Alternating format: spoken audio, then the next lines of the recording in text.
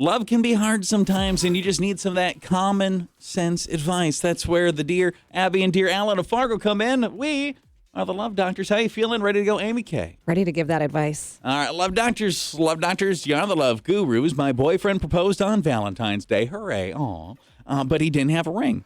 And was like, well, we can pick it out later. Well, now I feel weird I don't have it, and people keep asking to see it, and it doesn't exist. How do I bring up that I want a ring ASAP without seeming materialistic? So you said we're going to go shopping. When do you think we're going to do that? And just bring it up. Yeah. It's probably the easiest thing to do is just bring it up. And I think you could even say, like, people, it feels weird because people keep asking to see it, and I don't know what to say. Do you think we just go get this thing? Yeah, I think he didn't know what style or anything to get you?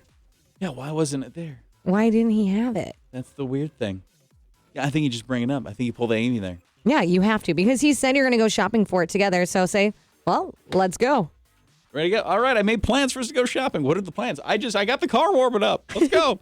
Love Doctors, you're the Love Gurus. I'm interested in rekindling something with my ex-girlfriend. It's been 2 years since we dated, and I know she's single now, and I think that I could be a better person for her this time around. I know it would be different this time. How do I explain that to her in a way that she'll totally hear and believe me? Is she giving you any interest that she wants to get back with you? I think you just kind of reach out to her, ask if you guys can meet up, tell her how you feel, and say you really think you've changed now and you'd like to give it another chance. But then you just have to see what she is going to say, because if she's not interested, don't keep pushing it.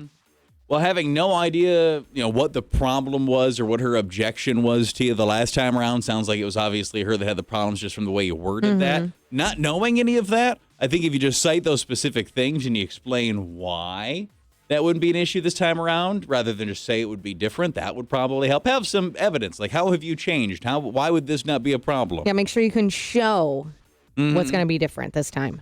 The best shot you have, honestly. And finally, Love Doctors, you're the Love Gurus. My boyfriend and I are expecting. He actually proposed the other day, and I said yes, but he seems almost offended that I want to wait until after the baby comes to actually get married. I just don't want to be visibly pregnant in our wedding photos, and at this point, it would be unavoidable. He seems hurt that I want to wait, almost offended. Is there a way to explain this to him in a way that he might understand as a male? I would say just...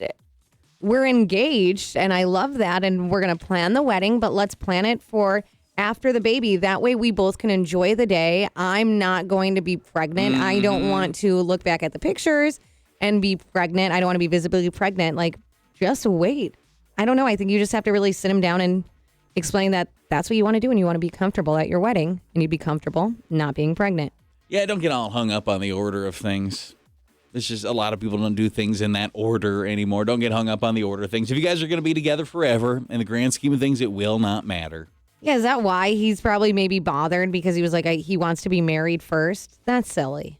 Yeah, I mean, at this point, unless, does literally nobody know you're pregnant, you're going to rush through it? Because you know what? People read through that, too. Wow, that wedding happened fast. Oh, wow, and there's a baby. Yeah, oh, gee, I wonder. People know how to do math. Yeah, that's true. I think you just kind of, sit him down and say, if you're worried about us having the baby first, then getting married, that order shouldn't bother you. I love you. I want to spend my life with you, but I want to do the wedding when I'm not pregnant. And I can tell you, it is even a little bit weird from the adult child perspective when you're thinking about your parents' anniversary in your own age, and then you're like, okay, January, August, and you realize you were at your parents' wedding. Yeah, my parents got married in January, and then I was born in July, so I was at that wedding. You were there. Do you think you helped cause it? I think so. I've asked about it because then it's that age where then you start kind of figuring things out when you're younger and you start doing the math. And so I finally asked, I said, when was I conceived? And I wanted the whole story. I went to some sick, perverted school that had us, there was a calendar they had us use. And what the project was to guess your conception month. No way. And year. And I was like, all right, if this is your birthday, here's the month and year that, if it was a traditional pregnancy, a typical pregnancy, you were conceived. I can't believe they would do that. What kind of sick thing is that? Isn't that gross? Yeah. Why would you do that to kids? I think kids just kind of do it to themselves once they start figuring it out, and then they ask the questions. But the school is like, yeah, go home and ask mom and dad about this. Oh, no, yeah, I mean, I was homeschooled. No, I'm just kidding. Oh, stop. Here's a calendar. Guess when your dad and I did this. Oh. No, I wasn't. The joke works better if I was, but I wasn't. No.